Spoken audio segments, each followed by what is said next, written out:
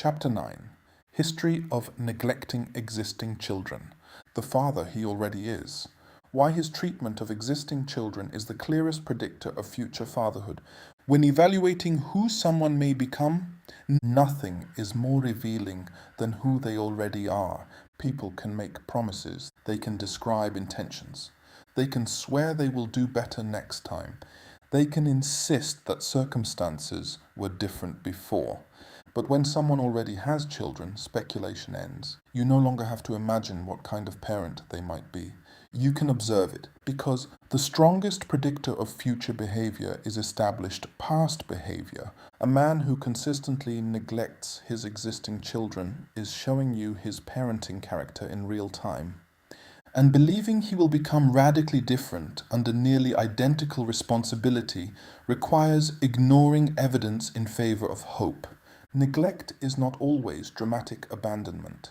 Sometimes it appears as rarely seeing the child despite the opportunity, inconsistent financial support, only showing up when convenient, making promises and repeatedly breaking them, prioritizing dating/social life over parenting, being emotionally detached during visits, using the child for appearances/public image, treating parenting as optional participation.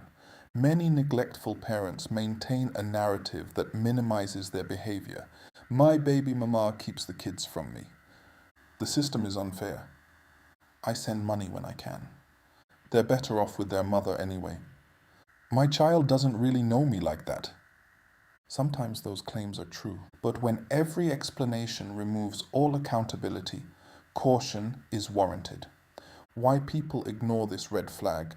Many people believe he'll be different with me. That situation was complicated. His ex was difficult.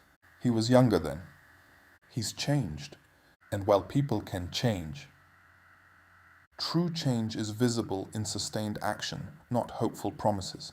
If someone claims they have changed, evidence should exist. Consistent visitation, reliable support, genuine accountability, improved relationship with existing children, active efforts to repair prior neglect. Without that, the pattern likely remains.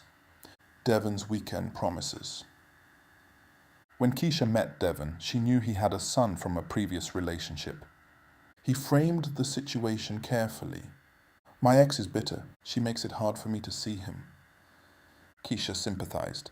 At first it sounded plausible, but over time details emerged. Devon forgot scheduled visits often, sent child support late or inconsistently, bought expensive gifts for himself while claiming money was tight, rarely called his son unless reminded, spoke of parenting as an obligation rather than a joy.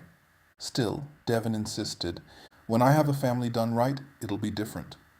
Keisha wanted to believe him. Then she became pregnant. At first Devon was attentive. He promised, I learned from my mistakes. But once their daughter arrived, the same familiar pattern returned.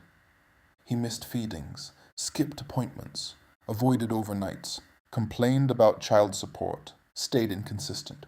Soon, Keisha found herself hearing the same excuses his ex once had, and one day the truth hit her with painful clarity.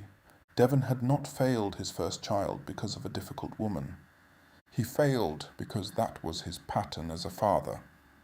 She had not witnessed a misunderstanding. She had witnessed evidence and ignored it.